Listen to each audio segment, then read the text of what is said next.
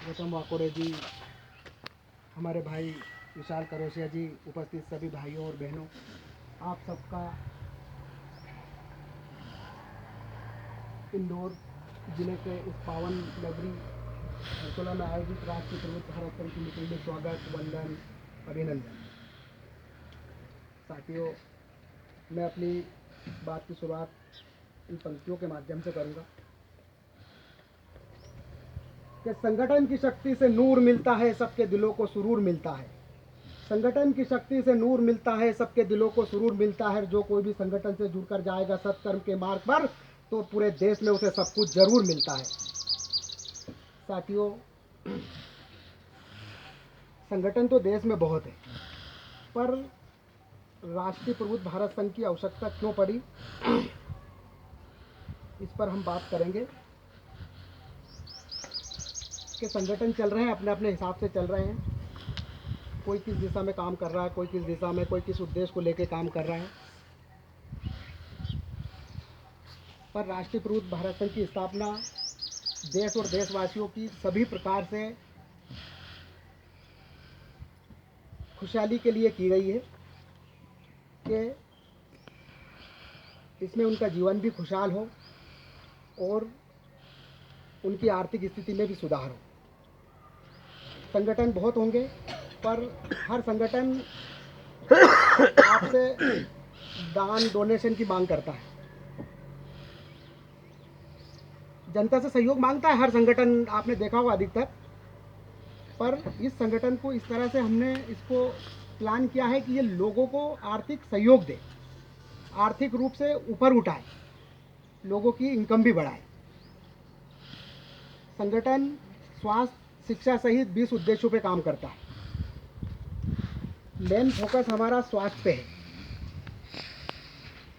अलग अलग क्षेत्रों में संगठन आपको सहयोग करेगा। जैसे सहायता के क्षेत्र करें, सहायता के क्षेत्र में बात करें तो जैसे हमारे अभी आकाश जी ने बताया, संगठन आपकी किस प्रकार से सहायता करेगा। आप इसमें 2 प्रकार से जुड़ सकते हैं। एक तो एज ए जॉब, आप कहीं अगर जॉब कर रहे हैं तो पार्ट टाइम इसमें जॉब कर सकते हैं। अगर आप कहीं जॉब नहीं कर रहे हैं तो फुल टाइम कर सकते हैं, मतलब यहाँ पे आपको नौकरी भी एक तरह से मिलेगी। ठीक है। दूसरा आप जुड़ सकते हैं एज ए पदाधिकारी। पदाधिकारी समझते हैं, जैसे किसी भी संगठन में अध्यक्ष होता है, उपाध्यक्ष होता है, सचिव होता है, सह सचिव, जो पूरी कार्यकारिणी बनती है, उस टाइप में भी आप जुड़ सकते हैं। अगर आप एज ए जॉब जुड़ेंगे तो आपको तनख्वाह मिलेगी, है ना, आपका घर परिवार, आपका जीवन स्तर में सुधार होगा। अगर व्यक्ति के पास पैसा रहता है तो हर प्रकार से खुशहाली जीवन में रहती है ना, तो वैसे भी आपके जीवन में सुधार होगा। दूसरा, अगर एज ए पदाधिकारी आप बनेंगे तो क्या मिलेगा आपको।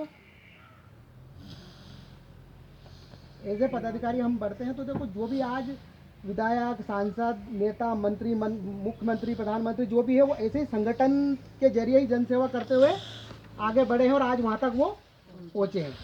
मतलब वो अलग से उनने कोई बहुत बड़ा विधान या बहुत बड़ा काम नहीं किया देश में, ऐसे लोगों को जोड़ते जोड़ते, लोगों की जनसेवा करते करते और वो वहाँ तक पहुँचे। तो एज ए लीडर भी अगर आप अच्छा यहाँ पे काम करेंगे तो आगे भविष्य के शायद हो सकता है कि हम में से कोई विधायक बने, कोई सांसद बने, ऐसा संभव है। मतलब अगर हम ईमानदारी से गतिविधि करते जाएंगे, संगठन के माध्यम से लोगों को जोड़ते जाएंगे और जनसेवा करते जाएंगे, तो एक दिन शायद वहाँ हम पहुँच सकते हैं, ऐसी व्यवस्था है। तो एज ए जॉब अगर हम बात करें तो कैसे हम इसमें जुड़ सकते हैं और क्या क्या लाभ होगा, इस पर हम चर्चा करें। संगठन हमारा विभिन्न क्षेत्रों में लाभ दे रहा है। जैसे सहायता के क्षेत्र में बात करें तो अगर हमारा कोई साथी है, संगठन से जुड़ा है, और कोई एक आम व्यक्ति है, तो अगर उसको थाने तहसील में कहीं उसकी सुनवाई नहीं हो रही है, थाने तहसील में, कोर्ट कचहरी में, शासन प्रशासन में, या उसके साथ किसी प्रकार का अन्याय अत्याचार हो रहा है, तो अगर वो संगठन से नहीं जुड़ा है, अपने संगठन या किसी भी संगठन से नहीं जुड़ा है, तो उसको उसकी लड़ाई अकेले ही लड़ना पड़ेगी भाई। वो क्योंकि देश और दुनिया की थ्योरी है, देश और दुनिया का सिद्धांत है कि संगठित व्यक्ति ही सुरक्षित है। चाहे वो कितना ही कमज़ोर हो, कितना ही निर्धन हो, कितना ही बलहीन हो, कितना ही गरीब हो, अगर वो संगठित है मतलब संगठन से जुड़ा है, तो वो सुरक्षित है। क्यों है कि उसके साथ हजारों लोग साथ में खड़े हैं। और अगर वो संगठित नहीं है, अगर वो किसी संगठन से नहीं जुड़ा है, तो दुनिया का कितना ही शक्तिशाली व्यक्ति हो, कितना ही धनवान हो, कितना ही विद्वान हो, वो असुरक्षित है। कितना ही बलवान हो, वो असुरक्षित है।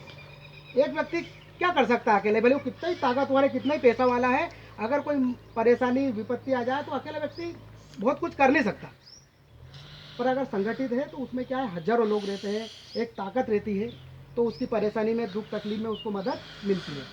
तो ऐसे हमारा संगठन भी, अगर सहायता के क्षेत्र की बात हम करें, तो अगर जो व्यक्ति हमारे संगठन का सदस्य है, तो उसको अगर थाने तहसील में उसकी सुनवाई नहीं हो रही है, कोर्ट कचहरी में नहीं हो रही है, शासन प्रशासन में नहीं हो रही है, या उसके साथ किसी प्रकार का अन्याय अत्याचार हो रहा है, तो हर कीमत पे और हर हाल में संगठन उसकी मदद करेगा।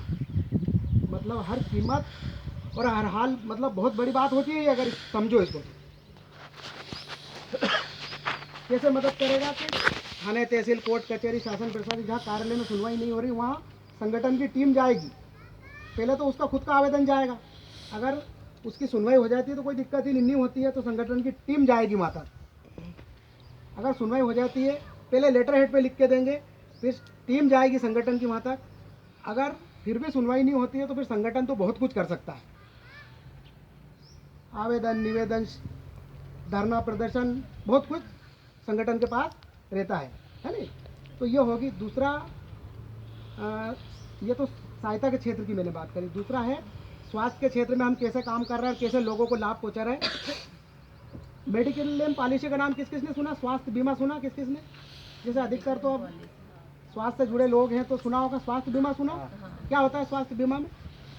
मेडिकल से इलाज वगैरह कुछ भी कराते हैं, उसके बाद उसका स्वास्थ्य संबंधित जो भी सुविधाएं हमको चाहिए, इसके लिए बीमा पॉलिसी हाँ होती है। तो क्या फायदा क्या होता है उससे?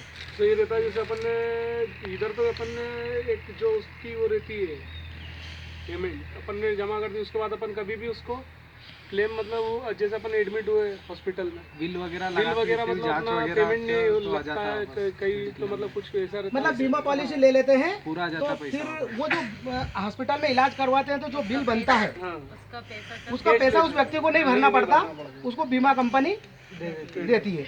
उसके लिए साल की 15 से 10 से 15-20 हज़ार तक की किस्त हमें जमा करना पड़ती है। पर वही सेवा हमारे संगठन ने निःशुल्क शुरू की है।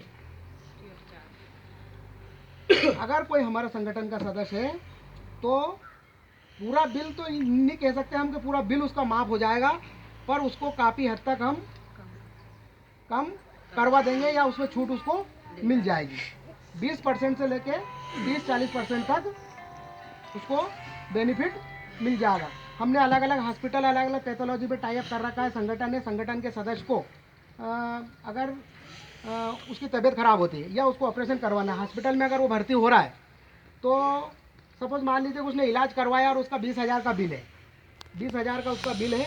अगर वो संगठन का सदस्य नहीं है तो हॉस्पिटल का 20,000 का बिल है तो 20,000 पूरे देने पड़ेंगे, है ना।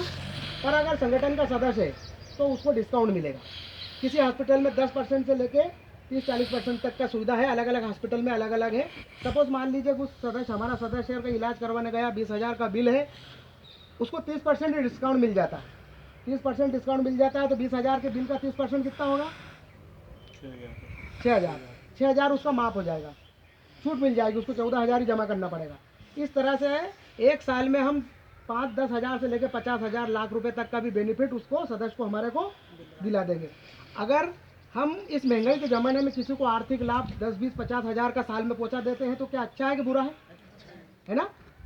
कितनी महंगाई है, हर व्यक्ति महंगाई से परेशान है। हर व्यक्ति मतलब अपने अपने, कोई गरीब, कोई मीडियम, भाई पैसे वाले तो है ही नहीं। अब इंडिया को तो आजकल हमारा पूरा गरीब कंट्री है, विकासशील देश है हमारा, तो सब मतलब लगभग परेशान ही है। 80-90% लोग, तो एक 10-15% लोग होंगे जो पैसे वाले होंगे, जिन्हें सोचना नहीं पड़ता होगा। बाकी 80-90% आबादी ऐसी है जिसको सोच समझ के हर खर्च करना पड़ता है। तो इस टाइप से भी हमने व्यवस्था की है। तो वो जो सदस्य रहेगा उसको सिर्फ संगठन से साल में एक बार सदस्यता शुल्क एक नाम मात्र का जो हमने रखा है, रजिस्ट्रेशन शुल्क जिसको कैसा लेगा उसको ये डिस्काउंट कार्ड हम देंगे।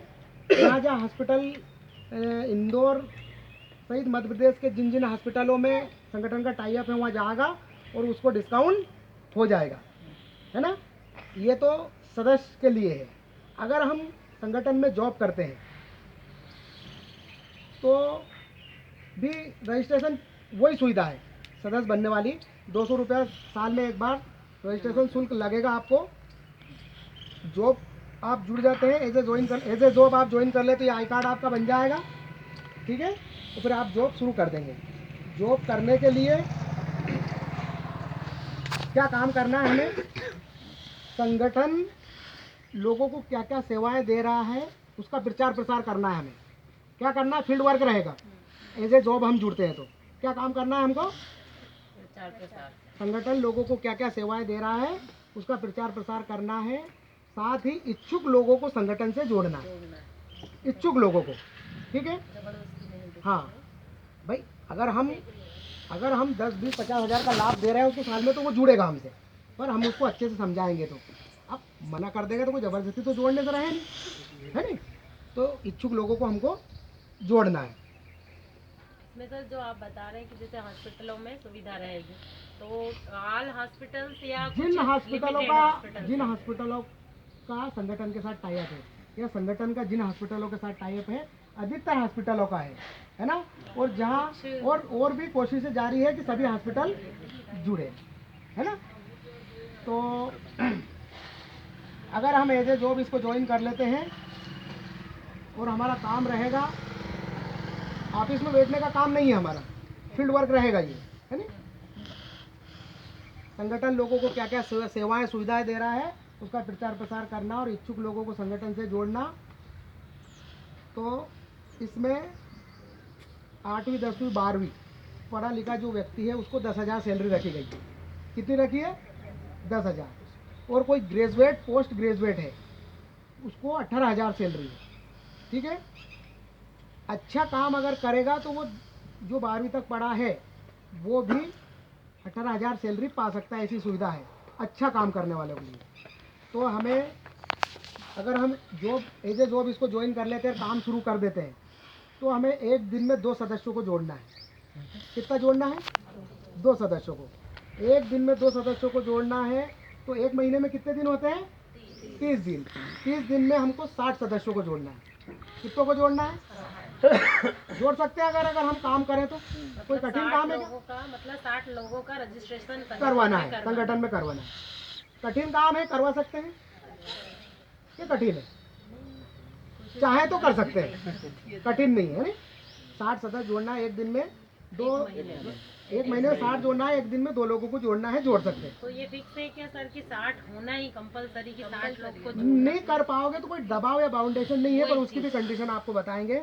10,000 सैलरी जैसे आपको रखी है तो उसके लिए टारगेट कंपलसरी है, पर आप किसी भी कारणवश नहीं कर पाते हैं तो नहीं कर पाते हैं तो ना तो टारगेट का बाउंडेशन है ना समय का बाउंडेशन है कि आपको मतलब डेली 8 घंटे करना ही है, ऐसा कोई बाउंडेशन नहीं है। पर 60 सदस्यों का टारगेट है तो थोड़ा सा संपर्क तो हमें करना पड़ेगा, जब भी जुड़ेंगे, लोगों को बताएंगे तो जुड़ेंगे। तो नहीं जोड़ पाते हैं तो अभी तो कोशिश करेंगे तो जोड़ लेंगे, पर नहीं जोड़ पाते हैं तो कोई बाउंडेशन नहीं है। पर फिर जो भी काम होगा महीने में आपका, उसका आपको 50% मानदेय मिलेगा जो भी आप करेंगे। और 60 सदस्य का टारगेट आपको पूरा कर लोगे तो पूरी 10,000 सैलरी आपको मिलेगी। एक तो ये स्टेज हो गई काम करने की। दूसरी स्टेज, आप चाहे तो टीम वर्क भी कर सकते हैं। अगर आपको और कोई पढ़े लिखे लोग मिले तो उनको भी अपनी टीम में जोड़ के काम करवा सकते हैं। तो उसके लिए व्यवस्था ऐसी रहेगी, एनजीओ ने उसके लिए एक व्यक्ति जो टीम बनाएगा उसको 15 लोगों की टीम बनाने का टारगेट दिया है। कितना दिया है, 15 लोगों की। अगर हम टीम बना के काम भी करेंगे तो हमको 15 लोगों को अपनी टीम में जोड़ना पड़ेगा, मतलब 15 लोगों को अपने बाद में और